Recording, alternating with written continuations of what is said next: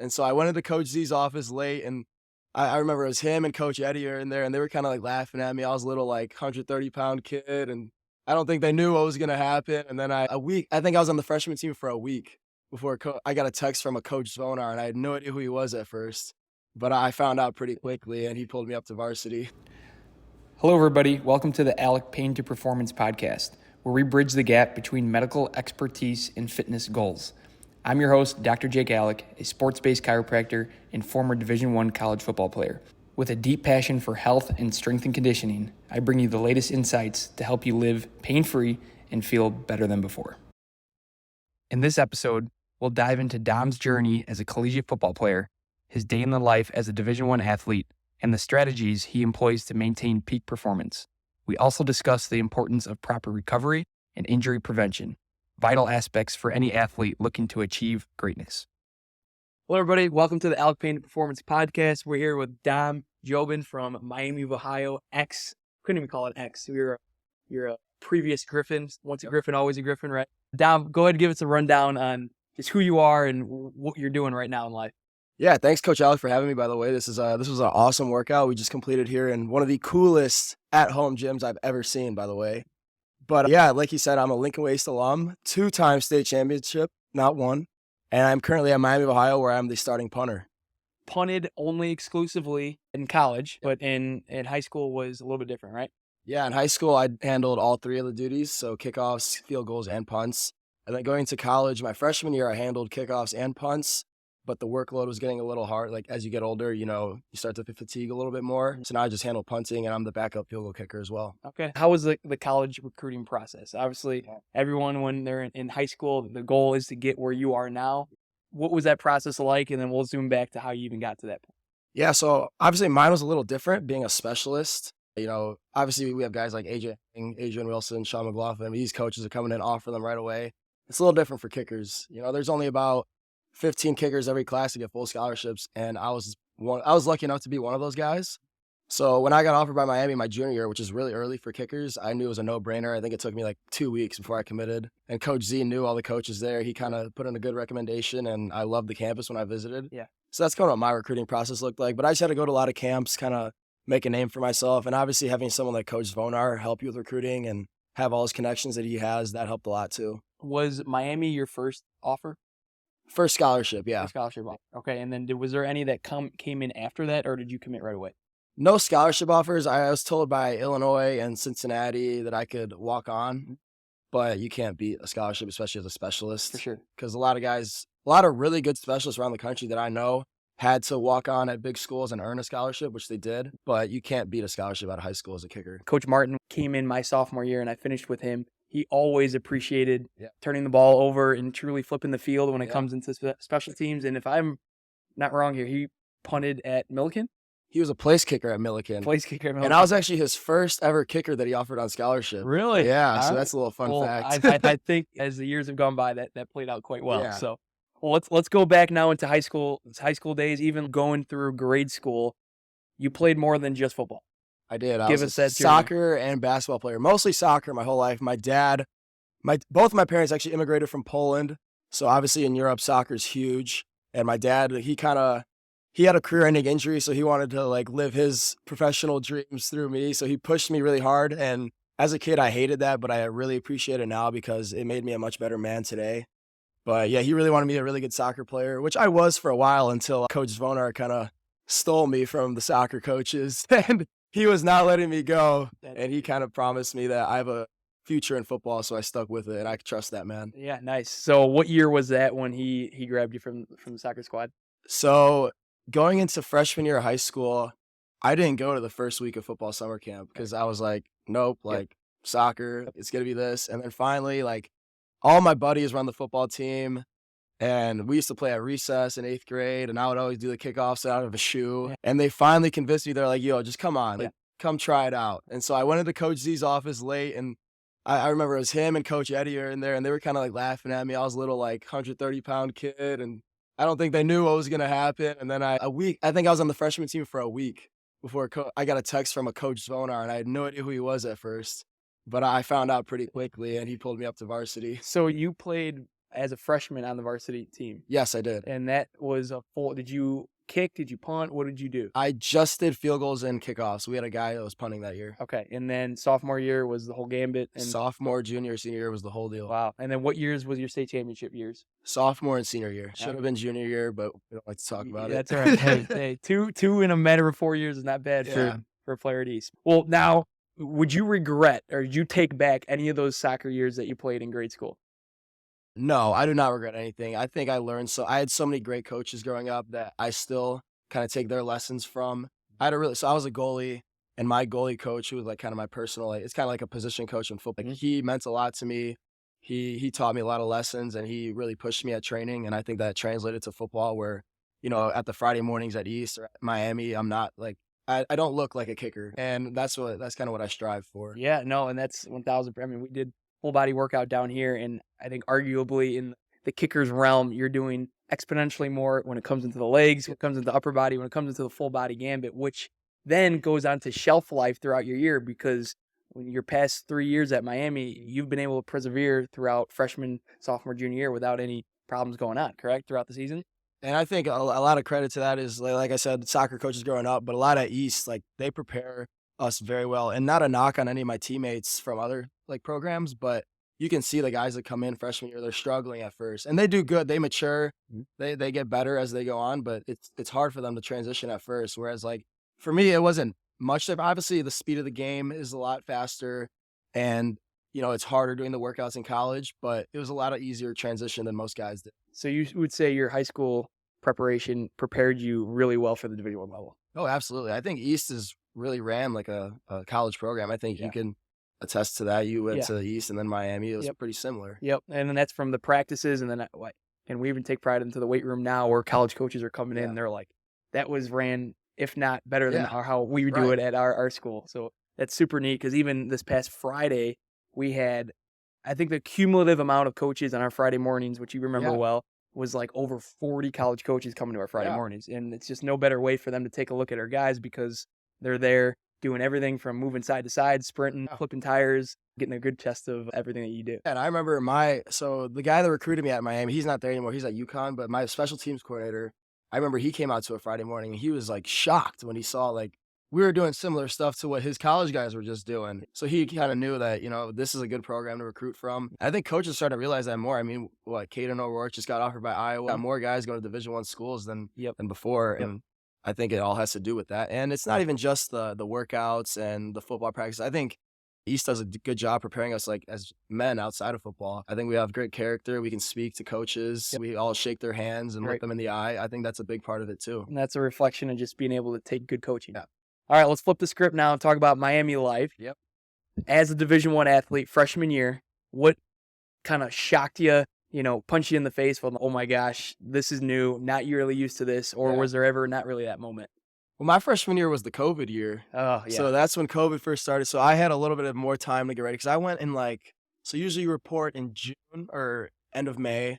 I got there at in August, early August. And I just remember walking in and seeing the linemen, and they are massive. I mean, these guys are like 6'8", 300 pounds, whereas like our guys at East, they weren't that. But you got big guys. And I think what else is crazy is, we had I remember a guy named Ben Kimpler. I mean, he had a kid. You got guys on the team with kids, and then you got 18-year-olds coming in, running around talking about, what we're going to do this weekend. Like, oh, what girls are we going to go after? But then you got guys that have to go home and take care of their family. So that's a big difference. Yeah. Well, and then now even with the 5th year, 6th year, guys are only getting, older, still playing football, correct? Yeah, last year we had Ryan McWood. He was the second oldest player in FBS. He was a 7th year starting linebacker, and he was a beast. But I mean, we always made fun of him. We'd go up to him and be like, "So, how was playing with Ben Roethlisberger?" And kind of give him a little stick like the that. grandpa of the team. Yeah, he would get annoyed, but he loved it. Yeah. That's amazing. All right, well, when it comes into a normal day in and day out school day, paint us through the picture of what that looks like from morning all the way till nighttime for a typical, let's go during the season day. Okay. So yeah, that's another difference from high school to college. It's a lot more time commitment. So I would go to treatment at 7:30 in the morning. So I'd have to wake up about 6:30 to get in a shower and a breakfast. I would go to treatment by 7:30, be out there by like 8:15 and make my 8:30 class. Because we all have to take 8:30, 10:05, or 11:40 classes, because our practice block is at 1 to 6. So we take those classes in the morning, try and get into lunch if you can. If not, you just pop a couple Uncrustables at the facility before meetings. Then you got meetings at 1:40. I think we start ST meetings. And then we don't start practice till about 3:00, and that goes till like 6. Then you got to shower up, get some dinner in you. Then it's 7:00, and you got to do your homework and do it all over again the next day. So no real time to go mess around or do whatever you want. It's kind of on their schedule. Right. Well, I mean, hey, you agreed to play there, Yeah. so then you gotta admit to doing what they schedule it out for you. And like I've said, it's that 1 to 6 schedule block. So what's great about being a college athlete is your advisors know the block times. Yeah. So they say, all right, you can't take school during these said times, and maybe there may be a kid that has a lab or something that squeaks late into Yep. one of those, but arguably you're getting all your classes done in the morning, you're getting your work done, and then maybe those labs may be night. Yeah. I don't know if there's some guys on the team There that are have some that. guys that do that, yeah. And I think, I used to hate the 8:30 classes, but now I'm starting to appreciate them more because even when so I'm here for the summer. I'm waking up at 7:30 every day still, and I think that's gonna help me out, For like, sure. down the road. Yeah. 'Cause you got guys, that are in fraternities and stuff, they don't take classes till noon, and I would probably do the same thing if I wasn't playing football. That Yep. sounds so nice, Yep. but, I think that's gonna catch up to them. I still think one of my best stories, and I told you this in clinic the other day. I said that there was a day where I was leaving the dorm my freshman year to go to I morning remember weights this one. at 5:00 in the morning, and then I saw another guy opening the door to come up, clearly from being out last night. Yep. And I just gave him a high five, and I go, one of us is doing something wrong. And I thought that I was like, I think I'm on the better end of the Yeah, stick no, you here. definitely are. I mean, that's crazy. Yeah, I mean, Miami's known for, because half of they call them alpha chapters, Yep. where Yep. fraternities started at that Yep. school, and I think there's like 2 or 3 of them. Yeah, I know Sigma Chi is an alpha chapter there, but it's a big Greek life school, a big bar school, so Yeah. you see a lot of those guys Is walking home. it still like-minded where you're an athlete, you're not really part of it, you kind of know some of the guys that are in the fraternities, but you're not kind of doing double duty, or is there some guys that are still? Yeah, I don't think the fraternities like us very much, if I'm being honest. Yeah, then it's the Uh, same since I've been there. But I know some guys, like, in fraternities. They're all nice people, and I'm sure they're all nice guys. They all mean well, but, football's its own fraternity. It's its own sense, so It's the biggest one on campus. we have our own fraternity, they have their own, Yeah. so it's mutual respect. And we don't fight and Yeah. stuff, but we don't hang around Yeah. each other. Okay. All right, now I want you to kind of talk to your younger self in grade school. What would be the biggest 2 things that you would tell your previous self or another grade school athlete that says, emphasize on these 2 things, or just prioritize these 2 things now if your goal is to eventually, whether it's soccer or football or baseball, whatever their sport is, to get to the level that you're playing at right now? Yeah, I think one thing that comes to mind for sure is, especially in, like, elementary school and, like, middle school and even in high school, like, you try and, like, please everybody. You're trying to be friends with everybody, but you gotta realize, not everyone really has your best interest. So you gotta find that group of, I only hang around, like, 4 guys here now, and they all have my best interest. I have their best interest, and we push each other. And really, whoever you surround yourself with, that's who you are. Like, that, you gotta surround yourself with people that wanna work hard, that have the same goals as you. Because if you don't, then let's be honest, you're not gonna make it to where you wanna be. And there's I don't know who has ever said it or where it came from, but they always say you're a mere reflection of the 3 Yeah. people that you're around the most, spend the Yeah. most time around. I think there was a quote I saw. He was like, if you wanna know what you'll look like in 10 years, show me your friends, and that'll kind of show It's it a to great you. Something spot. like that. Yeah, and that's even digitally too. The people that you spend the most time talking to, it could be someone that really isn't even on campus. Could Yeah. be someone that's in a different state, but you spend a lot of time either on the phone or Right. messaging them. Now zoom up to high school. Mhm. Does that same things stick, or is that something different that you tell them to focus on? Yeah, I think it's pretty similar. I mean, in high school, you're growing up and there's all this drama going on. You're caring about what people are saying about you, and you're worrying about what people view you as. It's not important. You just got to focus on yourself. You got to set your own goals in mind and kind of take your steps to reach those. It doesn't really matter what anyone else is thinking. Great point. Now, tell me what you're focusing on right now as yourself individually that you want to say, hey, over these past years, I know where I've gotten to. Where am I right now? What steps do I need to take in order to get to where I want to go? Well, physically right now, obviously, about the surgery. Yeah. I want to rehab my knee, get back. I think, you could take a surgery as a huge negative, but, you could look at it as a positive too. Now I'm really focusing on my hip motions and becoming a better athlete just because of this. So I think I'll come back stronger. And then mentally, I think just being a better person. I know I've caught myself in the past being a little bit too brutally honest to my friend. And it's kind of set some relationships back. So if you could just think before you say something, I think that will help me out a little bit. 1000%. And I think that's not only in the sport world, but like you said, in the friendship world, and even as you start growing up into the business land. I couldn't tell you enough how many times people who have played athletics that are now in the business world, I am so much better in my job or occupation now because I've been coached or because I've learned these things through sport that allowed me to be a better person than who I am. Yeah, I agree. I think a lot of recruiters are taking student athletes now just because they know that work ethic and that coachability. They're able to be coached. Yes. And that's a huge part because that goes everywhere. Whether it's in the business, you got to learn how to do, an Excel sheet or a spreadsheet, do a, credit debit as an accountant. You got to learn how to do that. They're going to teach you how to do that. And if you're coachable, it just adds. All right. Now, outside of sport, what is one thing that you just are spending a little bit more time thinking about or doing yourself that isn't sport related?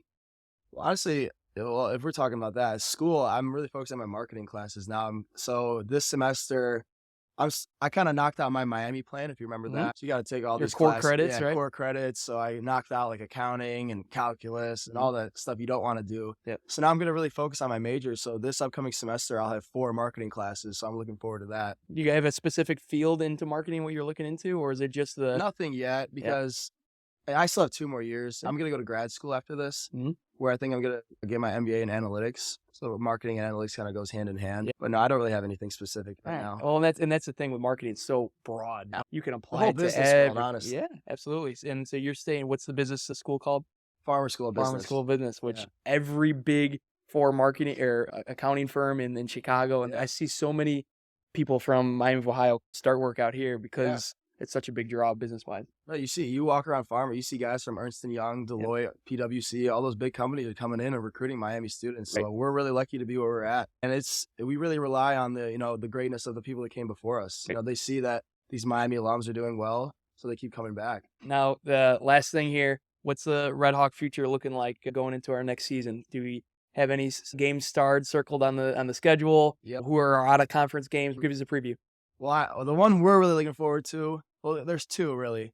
So this year we kick off, it's Friday night. It's one of the first college football games of the year at Miami, Florida. So it's the Battle of the Miamis. Yes.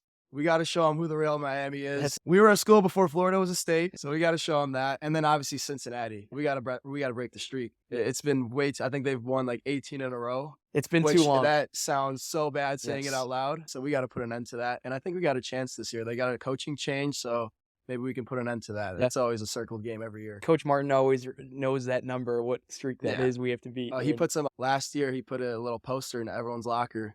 17-year win streak. So a little of that reverse psychology. Well, awesome. Well, Dom, I appreciate spending the time in here. Again, he's home for 3 or 4 more days. I believe Sunday. What's today? Sunday. Wednesday. So call it 4 more days left until we get back into the grind of our summer conditioning and then right into to camp. So everyone from Frankfurt and Lakeway East area always there's one kicker, one punter that we always applaud and look forward to seeing, and that's you. So we can't wait to see another great year from you. And again, our community is always surrounded into the people that made it who it is. And you're a gem when it comes into that. Thank you so much. Those are really nice words. I appreciate that. I appreciate you for having me today. Cold plunge was phenomenal. Yeah. I feel, the mental is sharp. I'm ready to start my day now. We may have to do one more to actually get it on footage. Yeah. Dom handled it like a champ. He admitted after the fact he's never done a full submerged cold plunge. Yep. And today he went shoulders deep all the way in 39-degree weather. So. Yeah. Well, thank you again, and I appreciate you having me.